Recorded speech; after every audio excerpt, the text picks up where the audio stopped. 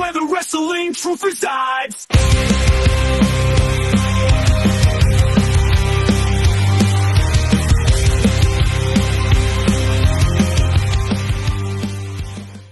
Matt Hardy and Jeff Hardy were on the Chris Von Vliet podcast, and they had like talking about this, you know, the TNA experience, AEW, how they feel like they're going to continue on. And I'm going to start one at a time. I think Matt has a more straightforward talk about it. However, I enjoy Jeff a lot better, but Matt's still cool. But this is Matt Hardy talking about TNA and WWE working together. Kind of set you up for a possible WWE return this year, it feels like. That was actually one of his bold predictions. The Hardys will wrestle a match in WWE before the year's over. How do you feel about that? I feel good about that. I mean, that's one of the great things about working with TNA now. You know, they know that we do have a lot of love for WWE. They know that we would like to one day do the Hall of Fame. We filmed some content from WWE that'll probably be dropping pretty soon. I saw the Dudleys did it the day before us, and I know theirs just dropped recently. But we have a good working relationship with them, and I think, you know, if the perfect storm arose, I think you could see us pop up even as TNA champs on some WWE show at some point. You know, who knows? The Royal Rumble's right around the corner. Yeah, there's an opportunity there for a version of you to show up. Sure. Maybe at another point in the match, yeah. Jeff to show up as well, wearing these championship titles. Yeah, I mean, it's their relationship is very good. It's very good for business. The very positive WWE / NXT TNA relationship is very good for business. And it goes both ways as well. It does. You know, and that's really been really fun to see. I mean, if a TNA star goes and shows up on NXT, they seem like a bigger star. You know, it's a great star building moment for them. 100%. And with that same thing being said, TNA is a company that has been around now for over 2 decades. And if you send an NXT talent to TNA, they seem like a bigger star for being there too. Yeah, 100%. I 100% agree with that. You know, and that'd be awesome to like seeing more TNA talent, and, you know, definitely get Matt and Jeff back. I kind of wish Matt and Jeff and Edge and Christian had at least one more match together before, you know, they separated brands. Yeah, so it's great things with TNA and WWE working together. You know, we could see a lot more possibility in matchups that a lot of people want to see. Let's see. I think I have Jeff. Do I have Jeff talking about TNA? I don't. So I don't. I thought Jeff did. I thought I did. Maybe it's part of this. So I got Jeff Hardy talking about AEW, and I think he mentioned TNA in this relationship with TNA and WWE. Yep. It seems completely plausible that the Hardy Boys would be in WWE at some point this year.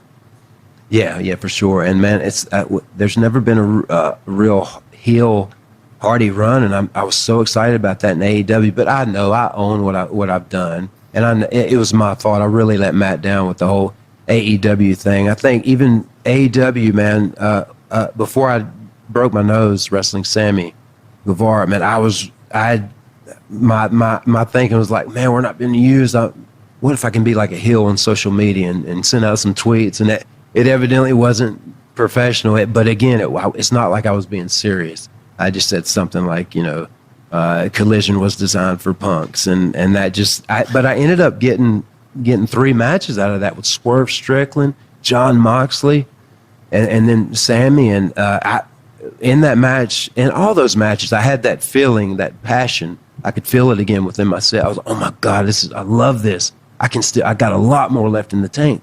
And I experienced that, but then naturally injury happens, and my nose was broke, and naturally that was going to take a while to heal, and things just worked out the way they worked out. And I'm so glad to be back in TNA, and super excited, man, because TNA has been there for me in dark times, man. When I left the pro wrestling world in 2009 and got in my situation, man, TNA employed me, and they supported me, and oh my God, like I said earlier, 2012 was one of the best years of my career. I was, from sobriety, I was doing really good. And I just eventually eased into that drinking alcohol again. It took a while, but it slowly caught up to me. Yeah. So yeah, just Jeff Hardy, just explaining a little bit about his sobriety. He's struggled with it a lot, and I think he's sober now. I think he's been sober for a few years now, and it's great because, like I said, he seems like he does great, and then he drops, and then does great again, and then he drops. I've never been in that type of situation, so I can't imagine how difficult it is trying to continue to be sober and trying to continue doing this type of work where you're constantly getting hurt. Like we've said it multiple times, doing this is like taking a bump is like being in a 35-mile-an-hour car crash every single time you take a bump. So guys like this who are on the road at the daily, even like Hardy, you've seen all the crazy things that the Hardys have done, falling off ladders, going through tables multiple times in their career. It takes more of a toll on you. So to try to stay away from pills and alcohol and whatever harder substance, I bet it's tough when your body is just killing. It's just in constant pain. We saw Kurt Angle talk about how many somos he was on because of his broken neck and shit like that, and trying to continue on going. So good on Jeff for trying to staying sober and continue that. I know Matt had an issue with that as well, and then had an easier time getting sober than Jeff has. But continue on with this. We got like a bunch more going on. Let's see. Let's do. What we were talking about, the sobriety. Let's talk about Jeff Hardy at Victory Road. As we know, the Victory Road was the very, very fucked up Jeff Hardy coming out, supposed to have an amazing match with Sting, and it didn't go that way at all. Sting shot pinned him because he was just fucked out of his mind, and this is him explaining it. Or anything from Victory Road? I remember going out there, and I remember just Sting roughing me up and like throwing me to the mat. So I remember, and naturally we say like he shot on me, but Eric Bischoff told him to pin me because I was a zombie. And it was obvious when you watched the tape. Face pain, and I was kind of MIA throughout that whole evening. Me and Sting had talked about this one killer spot I was going to do. It was something like the twist of hate with the head in the chair, but I was going to take his finish, the reverse thing, in a chair, and I was scared of that because I was, oh my God, I'm gonna break my neck. I don't know if I should do this, but anyway, and yeah, I remember like sobering up after that, and Jeff Jarrett and even Hogan, man, and knowing I had to go home and get straight, and they gave me another chance, man. When I did go back, I did this song called Resurrected, and Bruce Pritchard was there, I believe, and he made me go in the locker room and apologize to everybody, and I don't think I've ever been that nervous in my life. I was so nervous in front of all of these professional wrestlers that I admire and love so much, but I had to go in there and just, say I'm sorry for what I did on pay-per-view, and but that was good for me. It helped me heal, and so I just moved on from there and had a really good 2012. But yeah, such a dark time with Sting. And Sting, every time I've seen Sting since, I mean, he's just such a good dude and such a support, and yeah, so I've just had a lot of dark times from the alcoholism and the drug addiction stuff. It feels good to be on the other side of that. Yeah, definitely. Yeah, it's like, I'm surprised he didn't get fired. I'm really like he was such an important talent at that time. I think months prior, before he got fired from WWE, he was champion, and then he had dropped the belt because of his addictions and shit like that. And I've heard too that Sting is amazing. Yeah, very nice guy, very down to earth guy. I wish WWE kind of treated him better. There was a massive scare too with Seth Rollins, but I really wish that there was some better promotion going on. Not promotion, but better story with Sting when he was in WWE. maybe to try to keep him around. I don't think he was happy at all in WWE. Hopefully he's happy, in somewhat retirement right now. But speaking of the years, he's talking about the years, of his being, addiction and stuff like that. Matt talks about him leaving in 2010. When it was time to step away for a little bit from wrestling and kind of recenter yourself? I just knew when my body was so beat up and I had worked so hard through 2010, and at one point, they just said, "Oh well," I said, "I heard. Can I have some time off?" I said, "Oh well, you're one of the guys we depend on. We'll leave you on the road." And I said, "We'll just go, to the doctor, see what they can do." And all doctors do is like write your prescription for pills, and that's kind of where that happened. But once I started going down that very slippery slope, that's where I said, "Okay, I've got to take some time away. I've got to get myself together and make things work the right way." And then you came back really better than ever from there. I feel like, whenever I came back, I was a lot smarter, for sure. And wrestling is kind of a cruel business. Like when you're young and you're athletic and you can do everything under the sun, you'll go out there and do it. And you don't think about the character work. You don't think about, really building a strong persona and telling strong stories necessarily with your character and like whatever the arc is in the story that you're working against your rival, until you get hurt and beat up real bad. And you're like, God, I got to tell more of a story. I've got to be more of a character. And then that's when you start doing it. But then you can't physically do everything that you could when you were younger. So it's a real twisted business in that way. Kind of cursed. Yeah. It's definitely needed time to step away. And I don't know if that was before or after the Lita stuff with the Edge, and then having him come back and having that amazing story with Edge. And if you haven't heard that, basically both of them, severely depressed about doing this kind of story, getting their personal lives into onto TV, and but that was a killer match. That matches that definitely elevated Matt, and then getting into Jeff versus Matt was fucking awesome matches too. Let's see. I think we got Matt Hardy, talking about his return at WWE. Him and Jeff at WrestleMania. We come back to WWE, WrestleMania 33. I'm doing like this kind of like a morphed character. I feel like I'm still trying to retain the broken Matt Hardy identity, but we were playing regular Hardy Boys. And you talk about it like it's not the greatest return of all time. Oh, WrestleMania 33, no big deal. Yeah.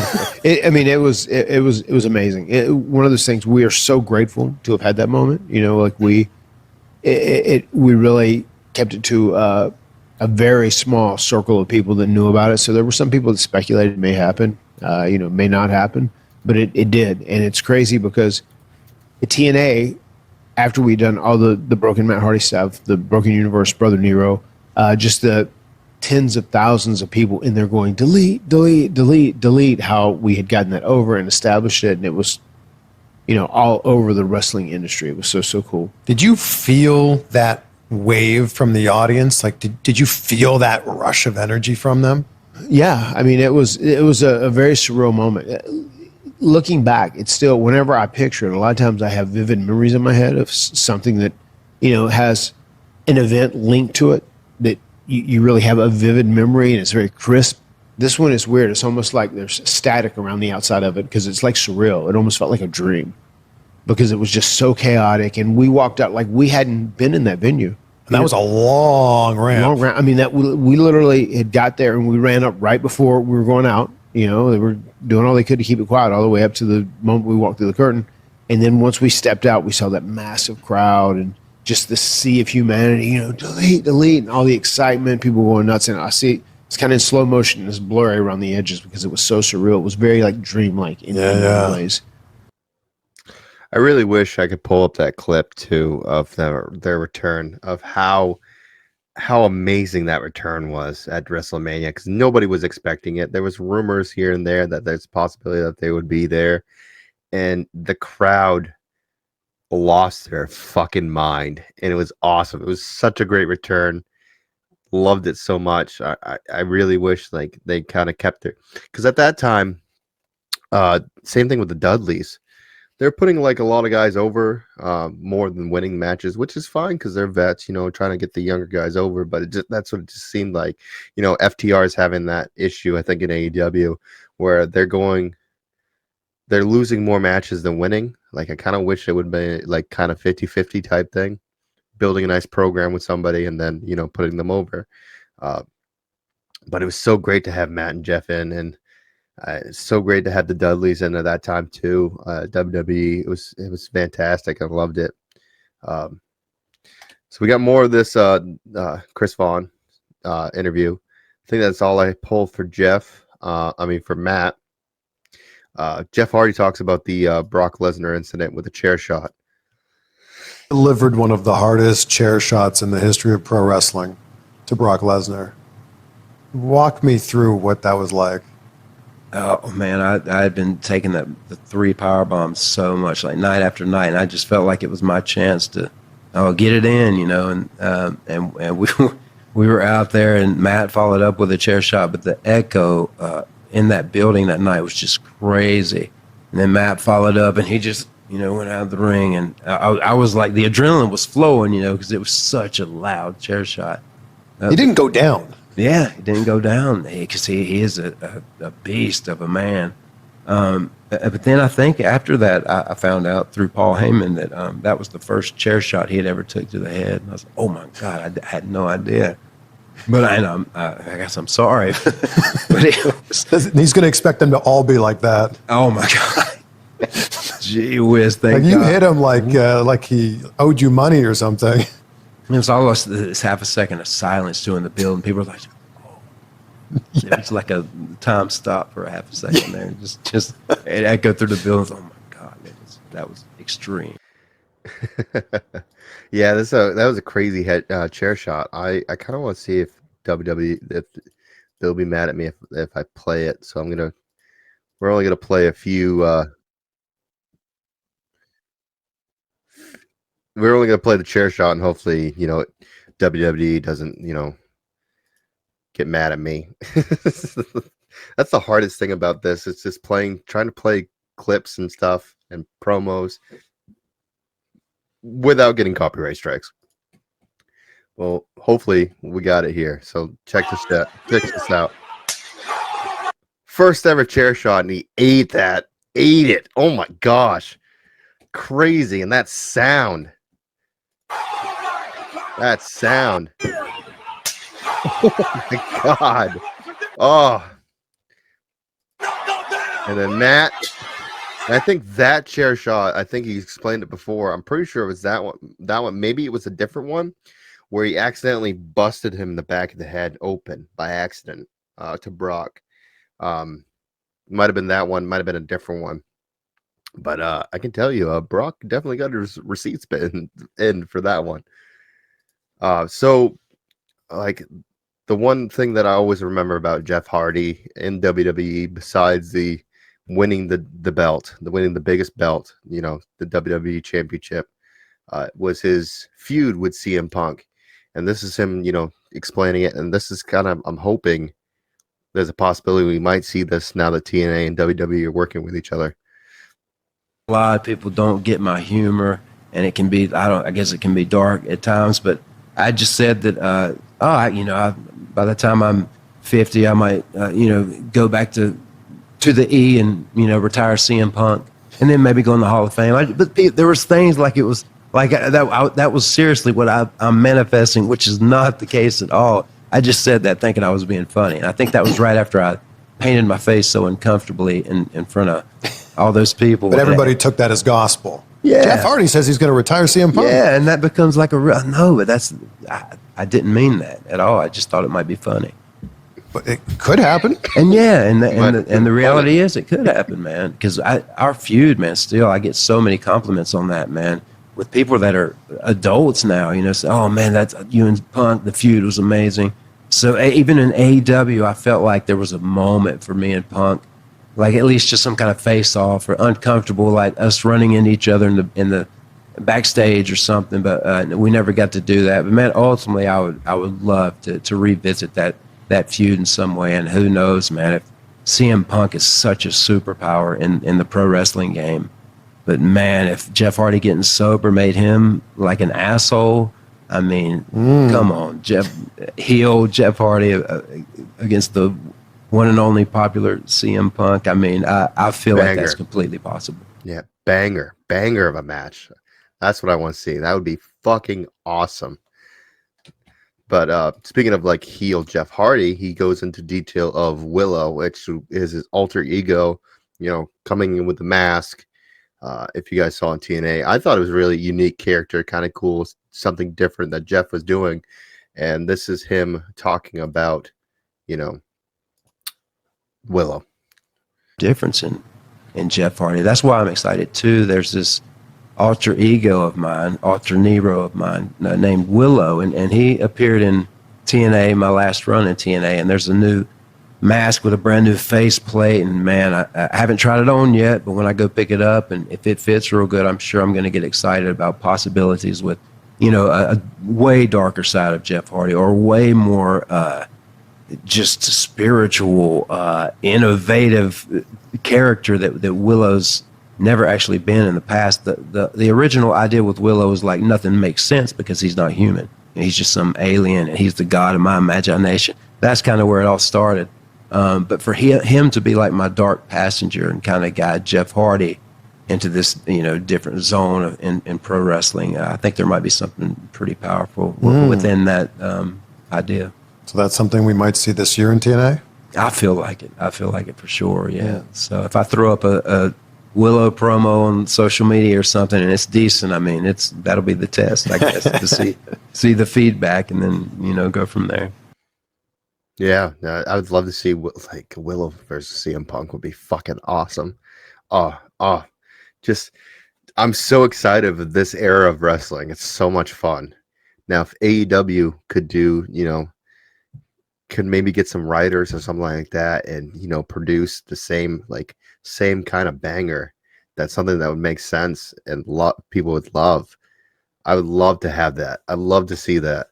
It's just everything in wrestling is going so great right now. Independents are amazing. WWE is doing awesome things. TNA is rising and doing some amazing things. We saw Scott, who used to be the owner of TNA. Maple Leaf is doing amazing things. It's doing so many great things right now in wrestling. It's great to be a wrestling fan. It's so exciting just to see like the possibilities of matches and stuff like that. Maybe one day AEW and WWE will have some kind of, partnership as well, because I'd love to see Jon Moxley and Seth Rollins and Roman Reigns in the ring again. Or, I've talked about a million times Kenny Omega versus CM Punk. I'd love to see that. Even like there's so many matches we can see with them crossing over. It's hopefully one day we might actually be able to see that if they're still around. But the last clip I have is with Jeff Hardy painting his face. We all know that he does that for coming in. It's his art style. He loves doing that. And there's one episode of TNA where he paid tribute to Bray Wyatt as the Fiend. This is him explaining it. So much joy out of painting my face, even because I'm always coming up with these images that I know are possible to put on my face. And a good example of that is when I did a tribute to the Fiend. That just turned out incredible. And I said, oh my God, I've never painted teeth on my lips before. So naturally, the Fiend, Bray Wyatt, I had to show him some love. What did it mean to you to pay tribute to him like that? Oh, the feedback was incredible, man. Just the love that came back from that, and people being grateful of that, because he was such an amazing human being, and Matt got to work with him. Naturally, I would have loved to, but I still watched the little pre-tape we did backstage when I was coming back from shoulder surgery, and we did a little thing back there. I was about to go out with Finn Balor and Seth Rollins, and me, Matt, and Bray did a little thing back there, and oh man, it warms my heart every time I see that. Yeah, I miss Bray. Bray was a very, uh, very unique and amazing mind in wrestling, and touched the heart of a lot of fans. Like everybody was devastated. Like I even cried. I'll admit to that. I was devastated. That Bray sadly passed away, leaving behind his daughters and his wife, and he just touched so many fans and wrestlers. Like I do some Bray shit. Like heel cat does a lot of like aneurysms of Bray Wyatt, and I do the senton comes from Bray as well as crossbody. That like taking things from him, and because he's like he was very like amazing character to take ideas from, but he's definitely missed and loved, and still favorite match to see is the Wyatts versus the Shield. Amazing fucking match. Like I think they had 2 or 3 of them, all of them fucking bangers, all of them bangers.